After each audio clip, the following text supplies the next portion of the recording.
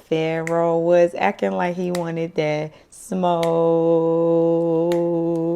God pulled up on him, had to let him know. He is the King of kings and the Lord of hosts. So let his people go and stop doing the most. Week 6 Bible read challenge. Let's go.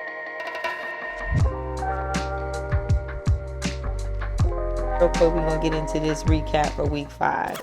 Last week's reading assignments, we finished out Genesis with chapter 47 through 50. Then we jumped right into Exodus and read the first 18 chapters. We pick up where Joseph reunited with his brothers. After the emotional reunion, he introduces them to Pharaoh, because you know he's Pharaoh's right-hand man now in Egypt.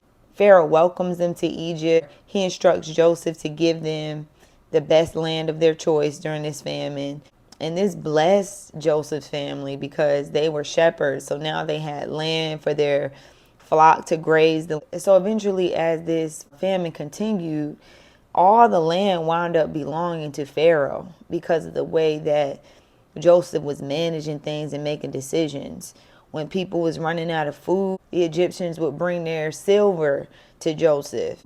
So then that caused Pharaoh to acquire all the silver in the land. Then when the silver was all taken up, they started to bring their livestock to Joseph. And after all the livestock is given, and they start giving their land. So now Pharaoh owns everything in Egypt. Everybody was provided for. And so the people were pleased with the way Joseph was making decisions out there.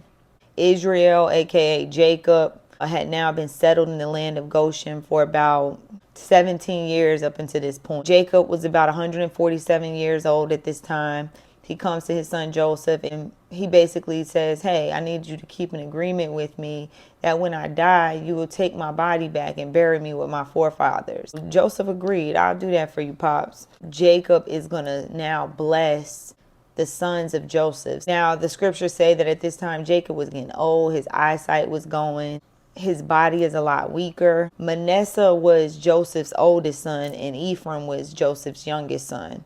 You know, traditionally, the older son gets the blessing in their culture. Jacob, aka Israel, because you know he was renamed Israel, he explained to Joseph the things that his father promised him, that God said he was going to do for those people, how their descendants are going to become as numerous as the stars, and how the land of Canaan will be a permanent possession for him and his descendants. Jacob goes and reaches out his hand to go touch Joseph's two sons, but instead of reaching his hands out like this, he reaches his hands out like this. So that caused him to place his right hand on Ephraim's head, which was the baby, and his left hand on Manasseh's head. So Joseph interjected, thinking his father was making a mistake. But Jacob insisted, hey, listen, it's no mistake. He said, I'm going to give them both blessings, son. Chill out. It's no mistake that Ephraim is going to be a greater nation, a very populous nation. So he's going to have more descendants come from his line. So Israel blesses his grandchildren. Israel also blesses Joseph, telling him that God will bring him back to the land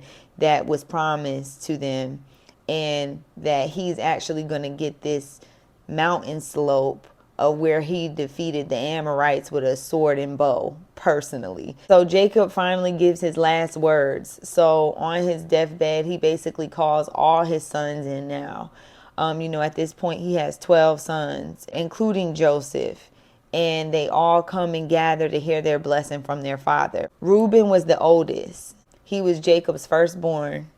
Now, he would have been the most natural candidate to inherit the blessing. However, Jacob basically tells him that he's dejected from being able to receive blessings to excel because he slept with one of his father Jacob's wives back in the day. So when he did that, he kind of cut himself off. Simeon and Levi, the two brothers that went stupid for their sister Dinah when she got raped, they also got dejected from the blessing. Now they are looked at as men who are violent and of anarchy. There would be no wise counsel to come from them, obviously, because they're deemed as now hot-headed. And now as he's giving these blessings, he's not just manifesting things over his sons, but through their line and their lineage of descendants. So this is kind of a reflection of what we are going to see as we continue to read on, that's going to happen to their lineage of people. I know sometimes when we go through the Bible and we start reading about descendants, and this son had this son and this son, and you really don't pay that too much attention sometimes because you don't know what the point of it is. But it's things like this that you got to pay attention to, because this kind of lets you know when so and so has a baby and why this is taking place. A lot of times it goes back to something that was spoken over that lineage of people as to explaining, and kind of like a foresight, why things are the way that they are. Now we all know about Judah. Judah was the one that had sexual intercourse with his daughter-in-law Tamar when she posed as a prostitute, and then she gave birth to his baby twins because he never married her off after becoming a widow. Despite Judah's shortcomings, though, it says that his tribe would never have the scepter departed from them, nor the staff departed from in between their feet. He would be the leading tribe of his brothers, and he would have power and majesty like a lion. Spoiler alert, Revelation 5:5, which is like in the end of the Bible, Jesus came from the tribe of Judah, and it refers to Jesus as this lion. Then we get to Zebulun's tribe. He was foretold that he is going to inherit land that is by the seashore. That just is an indication of the land that you'll see later that they inherit when they get over to the promised land. He speaks to his son Issachar and tell him that his peoples will become forced laborers. You can kind of see this later when you read. Issachar's people wound up having enough power to go in there and drive the people out of their land, but instead they got comfortable. Eventually, Issachar's people are taken into slavery because of not being obedient to driving those people out, which is what God instructed them to do when they got there, because God wanted them to inherit it. His son Dan, he speaks to him and lets him know how they were called to be judges. However, they proved to be instead like treacherous snakes, meaning they weren't good in their judgment.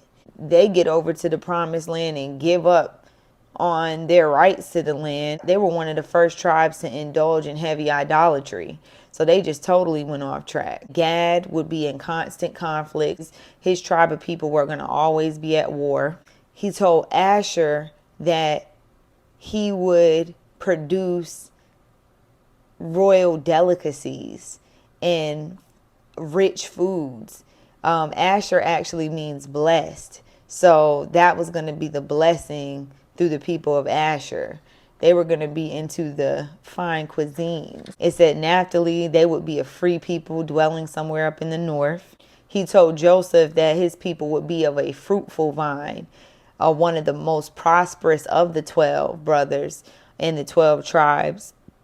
As we can see in Joseph's situation, his lineage would reflect trials and tribulations, but they come out prosperous and fruitful and are able to help others. Now Benjamin, after, Joseph went missing, Benjamin became his baby. His father Jacob said he would tear the prey and divide the plunder. So this was indicating the violent spirit that would be of the people of Benjamin's tribe. And then later we see the first king of Israel, King Saul, coming from the tribe of Benjamin. And we see a very violent man, Saul, who later turned to Paul. He was persecuting Christians with a very violent spirit, but God turned him around for his glory. So both of them are two famous people we'll read about later that come from the tribe of Benjamin. So Jacob gives burial instructions to Joseph. His grandfather, grandmother, Abraham and Sarah were both buried there. His wives, Leah and Rachel, were buried there. And he's saying, listen, I want to go and be buried there as well. So now Jacob, Joseph's father, passes away. It's sad. It was a beautiful ending for him. And Joseph really honored his father. Joseph had his father embalmed Egyptian royalty style.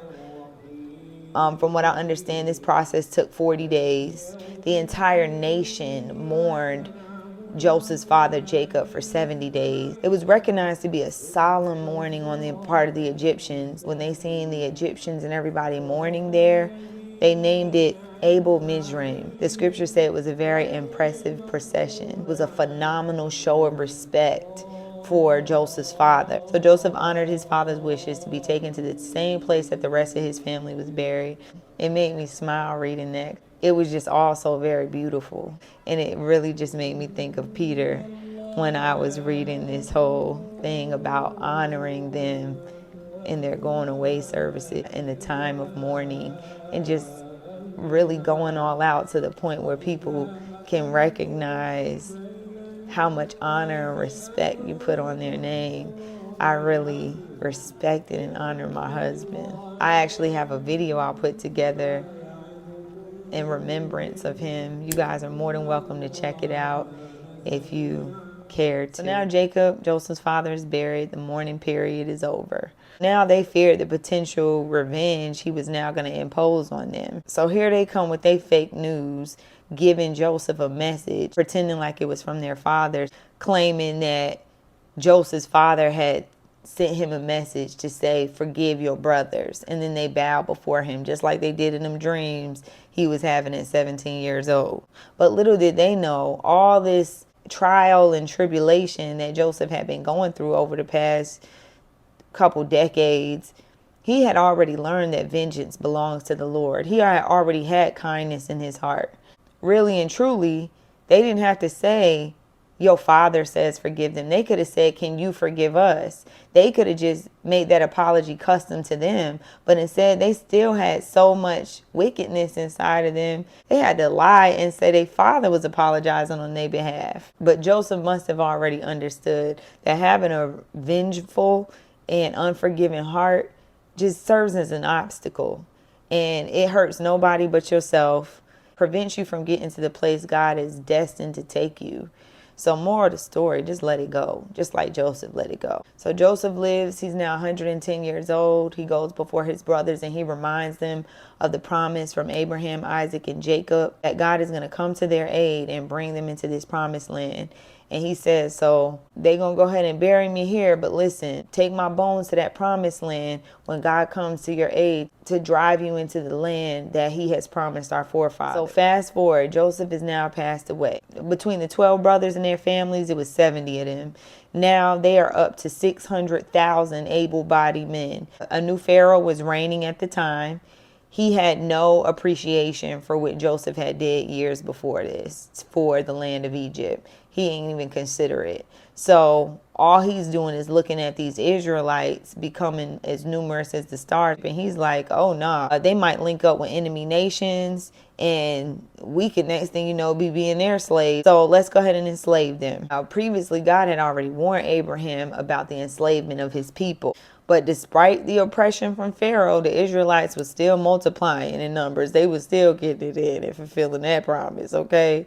So then Pharaoh decides to take his wickedness to the next level, and he orders the Hebrew midwives to kill all the sons of the Hebrew women when they give birth. But the scriptures say that the midwives feared God, and so they did everything they could to avoid doing that.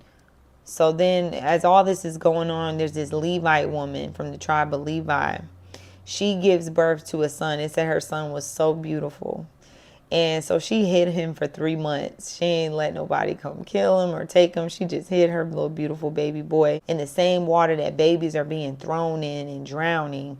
She puts her baby in a basket in hopes to save his life. Pharaoh's daughter finds the baby and then ends up paying the mother to nurse him. And so she eventually gets to take her baby back. You read how, but she takes her baby back and she's being paid now by Pharaoh's daughter to nurse this baby. The child gets older. She brings the child back to Pharaoh's daughter. Pharaoh's daughter eventually winds up adopting the child, and then she named him Moses. Moses means drawn out of water.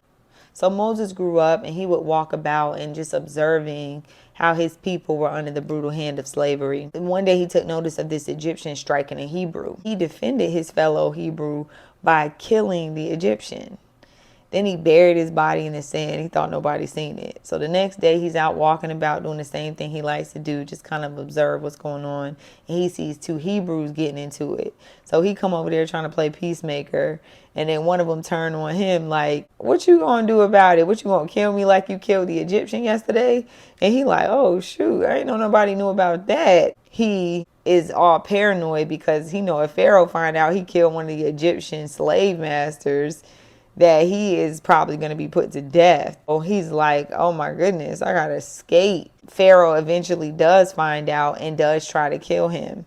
But at this time he had fled. He was out of there. He went from being Egyptian royalty to a fugitive.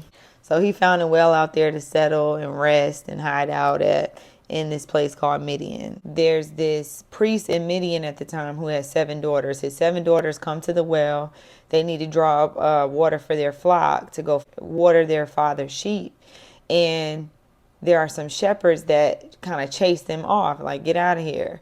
So Moses intervened because, that's like his little territory now. So he kind of rescues the girls from the shepherds and lets them water their flock for their father. They go back to their father and he's like, how y'all make it back so fast? And they're like, well, look, there was this man at the well. He helped us when the shepherds tried to run us off.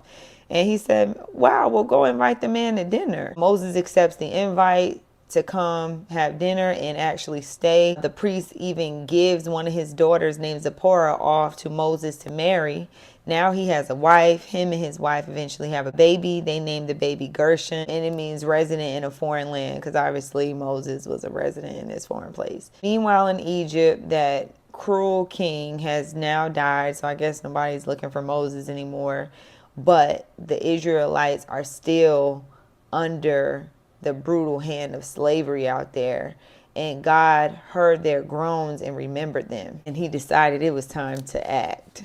Moses, he's now in Midian, working as like a shepherd for his father-in-law. He got his family going on out there. He goes off to the far side of the wilderness and he's doing his like shepherd thing. It was to a place called Horeb, also known now as the mountain of God. And an angel of the Lord appeared in a burning bush before Moses. Moses took notice of this fire burning in the bush, but the bush was not being consumed or actually burnt by the fire. So of course he goes a little closer and he wants to see this astonishing sight. God called out to him from the bush and said, don't come any closer. Remove your sandals, you standing on holy ground. Then God proceeds to introduce himself to Moses as the God of Abraham, Isaac, and Jacob. He tells Moses about the promise that he made to his forefathers and how he is going to now use Moses to go free the Israelites from the brutal hand of slavery in Egypt and bring them into a promised land that he promised to their forefathers. So God tells Moses exactly what he wants to do and how he wants them to do it.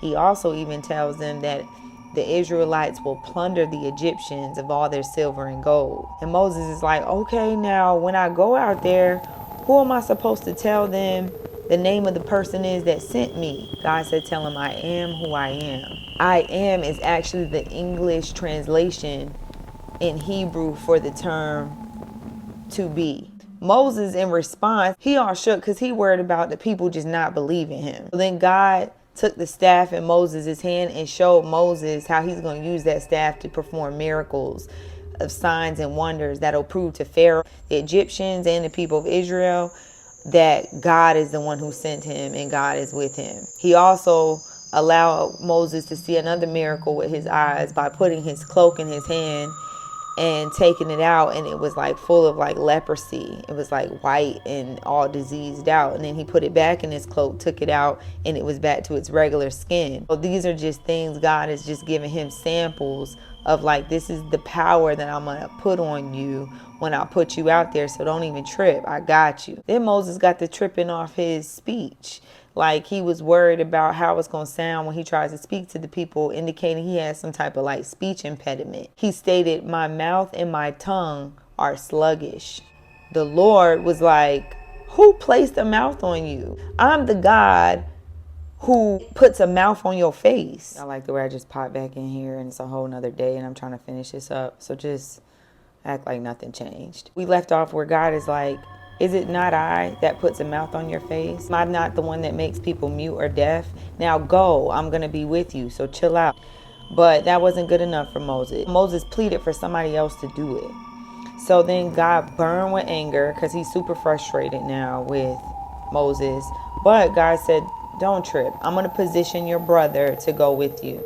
And your brother Aaron will speak for you. So Moses got his father-in-law's blessings to go back to Egypt. He took his wife, his sons, he had 2 sons at the time, and the staff that he was going to perform the miracles with. So while journeying along to Egypt, they rested at a campsite, and then the Lord confronts Moses with intentions to put him to death. But his wife Zipporah hurried up and she took a flint, a foreskin from her son, and threw it at the feet of Moses. And then she says to Moses, "You are a bridegroom of blood to me." She was referring to the circumcision covenant. So basically, God was going to kill Moses because his first obligation as an Israelite is to lead their firstborns to worship God. But since he didn't do it, his wife Zipporah stepped in. She went ahead and circumcised their firstborn, threw the foreskin at Moses' feet, and this deflected God's judgment, and Moses' life was spared. This really just highlights how men are supposed to be the ones that lead their family to following God. But if the man fails to do this, I sure hope that he has sense enough to marry a woman of God like Zipporah, who's going to step in and intercede on her husband's behalf. So shout out to all the Zipporahs out there that are holding your husbands down while they are trying to get it together. So Moses finally arrives to Egypt to confront Pharaoh with exactly what God propositioned. So Aaron and Moses went before Pharaoh with the message from God, the famous line, "Let my people go." But there was more to that line. It was really, let them go so they could worship God in the wilderness. God wanted them to hold a festival for him. Now, God had already told Moses that he hardened Pharaoh's heart, and Pharaoh was not going to let them go. So, of course, Pharaoh did just as God said he would do. He said, "I don't know this God of Israel." He didn't respect or reverence God as an Egyptian deity or anybody to be feared. And then Pharaoh also responded by inflicting harsher penalty on the Israelites. He used to provide them with straw as they supplied bricks, but he gave them the same brick quota, but now told them that they're on their own with providing their own straw. So this caused them to have to waste time going to find their own straw, but still come back in time to make enough bricks. And when they didn't do it, they were getting penalized even harsher. So the Israeli foreman complained to Moses like, "Yo, you have come down here, you just causing us even more drama." Then Moses confronted God like, "You got me coming down here, I'm supposed to be saving these people. Now they're getting penalized even more harshly by their slave masters." But God replied to Moses and said, "You're going to see what I'm going to do. With a strong hand, I'm going to drive my people out of this land." Now it's about to get turned. Well, God goes on to explain to Moses, like, back in the day to your forefathers, Abraham, Isaac, and Jacob, I didn't introduce myself to them as Lord. But now I'm going to introduce myself today to the people of Israel with that name. He remembers his covenant with Abraham, Isaac, and Jacob. But when he says he remembers, he's not implying that he ever forgot as if he lost memory. When he says he remembers, that means that he is now ready to act on a covenant promise and fulfill his part of the obligation. He says with an outstretched hand, meaning a supernatural power is about to be upon the land of Egypt. And it's going to be so far outstretched that not only the surrounding nations going to know about what God is going to do, but centuries later, even in 2024, me making this video, we still going to be talking about how God put it on Egypt. After God tells Moses all this, he goes and tells the people, but the scriptures say that the people did not listen because of their broken spirit and hard labor. God says, "Now go tell Pharaoh to let my people go." Now Moses is like, "Look, if the people not even taking me serious, how is Pharaoh even going to take me serious, especially when I have such poor speaking skills?" He's asking God this as if his speaking skills are what's going to set the people of Israel free and not the power of God's outstretched hand. So then it gets into the genealogy of Aaron and Moses, because God said he was going to bring out his military divisions from these people of their descendants. So God breaks down everything he wants Aaron and Moses to do and say. He told Moses, "I'm going to make you appear like a god before Pharaoh. And he appointed Aaron to be his assistant prophet. God also tells him, like, look, so when you go before him this time, he's going to want to see a sign and a miracle. So what I want you to do is I want y'all to throw this staff on the ground and it's going to turn into a serpent. Moses and Aaron did just as God instructed. They went before Pharaoh. Hey, let my people go so we can go into the wilderness and worship and hold a festival for our God. Pharaoh is like, well, I want some type of proof. So they gave him the sign by throwing the staff down at the ground and it turned into a snake. Then Pharaoh goes and calls out his wise men and sorcerers. They practice witchcraft. Witchcraft and magic is the enemy's way of imitating everything God does. But sometimes we get it twisted in thinking that Satan has equal power, just in the opposite force. No, Satan is just a imitation. He's a fraud. He's fugazi. So he basically sees everything God does and he wants to be like God so much that he imitates it. So these sorcerers were able to actually throw their staffs down and they were actually able to turn theirs into snakes as well. But just when Pharaoh thought that his sorcerers and his people had equal power to the God confronting them right now, God caused Moses' staff snake to eat up their 3 staff snakes. And that signified, you can try to imitate God all you want, but at the end of the day, he is the ultimate power. Pharaoh and his sorcerers were acting like children of the devil, like in John 8:44. They still didn't believe even when God showed a sign. Jesus had told the unbelievers and the people trying to kill him, for you are the children of your father, the devil, and you love to do evil things like he does. He was a murderer from the beginning. He has always hated the truth because there is no truth in him. When he lies, it is consistent with his character, for he is a liar and the father of lies. So basically we see Pharaoh and his sorcerers here acting just like they trifling daddy, the devil, who is the father of lies. And even with signs and miracles, their hearts were so hard, they just naturally couldn't even believe them. Like Jesus told the unbelievers, he said, so when I tell you the truth, you just naturally don't believe me. And the plagues are about to begin. The first plague was the Lord tells Moses to stretch out his staff over all the waters of Egypt, and he turned water into blood. The second plague, the Lord tells Moses to tell Aaron to stretch out his hand with his staff and frogs are going to cover the land. So then they got a frog infestation everywhere. The third plague, the Lord tells Moses to tell Aaron to strike the dust of the ground, and then they get an infestation of gnats everywhere. I explained Satan has copycat powers. So the sorcerers were actually able to do 3 of these things up until it came to the gnats. They were able to obviously turn the staffs into snakes. They were able to turn water into blood, and they were able to allow frogs to produce or come about. However, they weren't able to duplicate the gnats. Sorcerers told Pharaoh, like, look, we're going to have to take this L because we can't do the gnats. And God just kept turning up. The 4th plague, God brought a swarm of flies over the land of Egypt. The 5th plague consisted of death of all their livestock. The 6th plague, boils festered all over the animals and all over the people. The 7th plague, hail came down from the heavens, striking every plant, tree, flax, barley, everything, raining down on all the people and animals. The 8th plague, God sent locusts over the whole land of Egypt to eat up everything that the hail didn't already destroy. The 9th plague, darkness covered the land.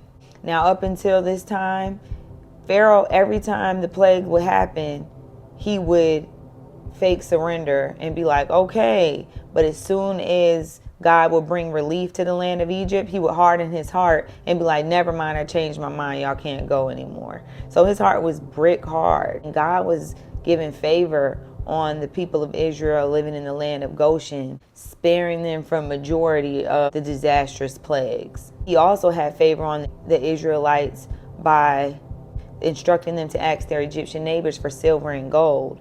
And the Egyptians at this point feared the God that they served. And so they gave up all the silver and gold that they had to the Israelites. And this fulfilled the promise when God told Moses that the Israelites will plunder the land of Egypt of all their silver and gold. Basically, this is how they got compensated for all those hard years of slavery and labor. As the Israelites are preparing for the 10th plague, we get into the Passover, how that comes about.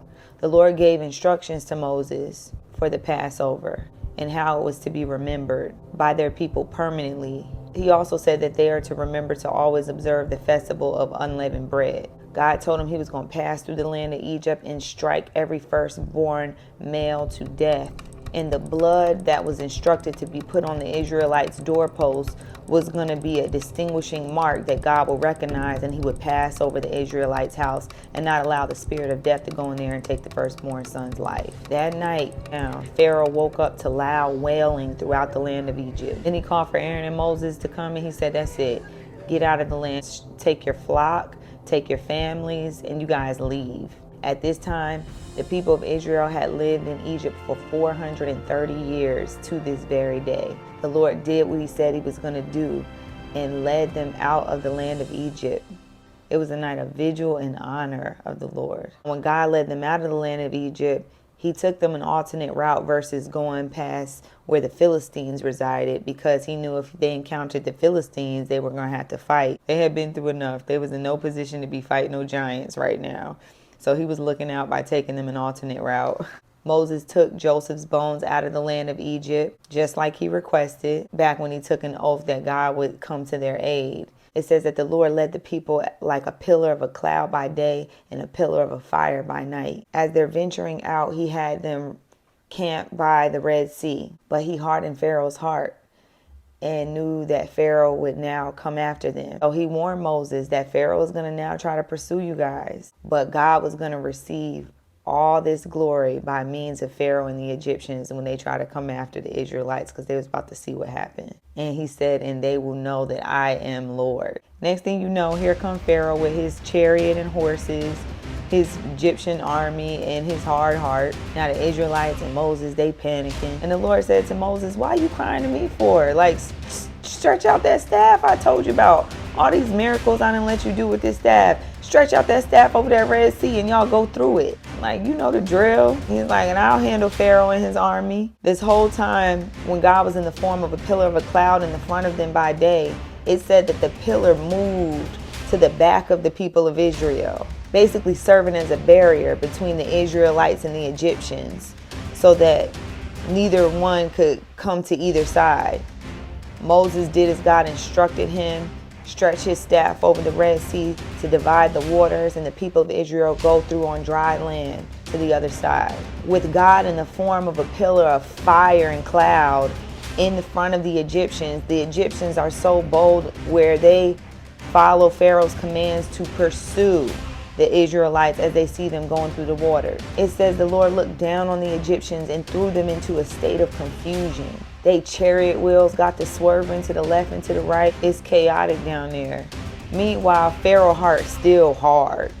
It's even to the point where his soldiers are like, all right, look, now you just got us straight up just fighting against God, because they can see God is literally fighting for his people. So now once the Israelites walk through the bottom of the Red Sea on dry ground with waters divided on the left and the right like walls, Moses then stretched out his hand with his staff, and all the seas returned to their normal depth. The Lord threw all the Egyptians into the sea. Not one of them survived. Israel rejoiced and sang the Lord's praises over this supernatural victory.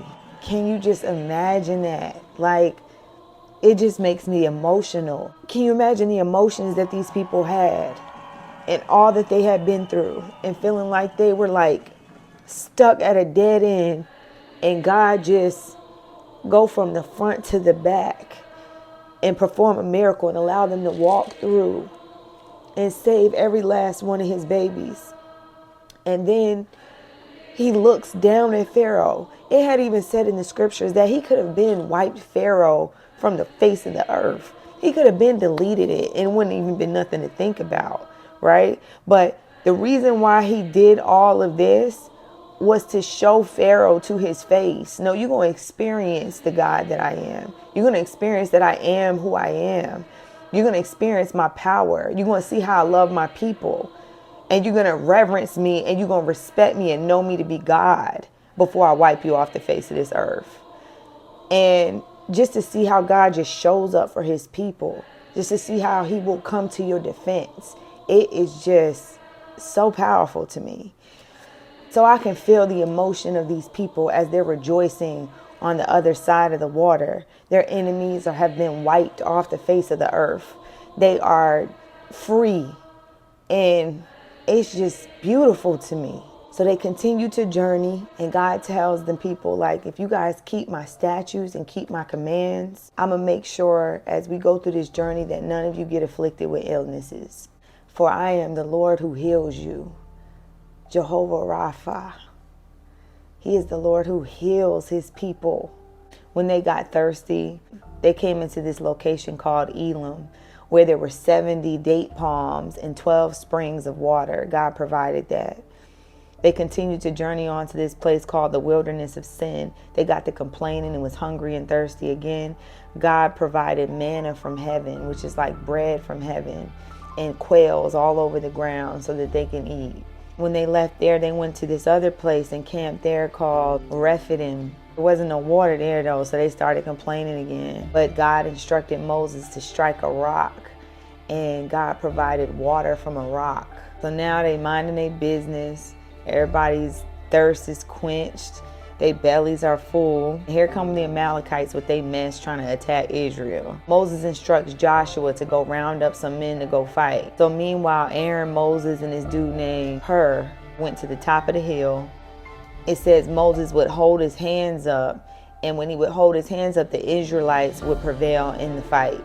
But whenever his hands would get weary and he would stop to lower his arms down, then the Amalekites would start to prevail in the fight. So Aaron and Hur went on the sides of Moses to help keep his hands up so that the Israelites would continue to prevail and win until sundown, basically.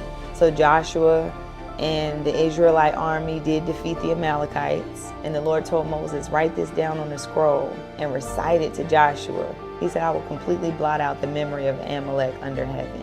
And there Moses built an altar for God, and he named it, The Lord is My Banner. Moses' father-in-law had become a follower of God, and he brought sacrifices and came to see Moses. He was observing how Moses was just taking on the task of managing all of these Israelites. So his father-in-law basically gave him some wise advice that you're going to have to start delegating this authority. You're going to have to start equipping these men so that you can kind of break down the chain of command. Moses listened to his father-in-law and chose able men and made them leaders as commanders of thousands, hundreds, fifties, and tens. They judged the small cases, and Moses judged the big cases. Whew. So that concludes the recap. And now I'm going to get into these Bible reading assignments for week 6. So day 36, we are going to be reading Exodus chapter 19, 20, and 21. Day 37, we're going to be reading Exodus chapter 22, 23, and 24. Day 38, we're going to be reading Exodus chapter 25, 26, and 27. Day 39, we're going to be reading Exodus chapter 28, 29, and 30. Day 40, we're going to be reading Exodus 31, 32, and 33. Day 41, we'll be reading Exodus chapter 34, 35, and 36. And day 42, we'll be reading Exodus chapter 37, 38, 39, and 40. So basically Exodus chapter 19 through Exodus chapter 40. That is going to conclude our segment today. And I will close with our scripture for this challenge, which you guys should know it by now. Psalm chapter 119, verses 18. Open down mine eyes that I may behold wondrous things out of thy law. God bless you guys. And until the next time.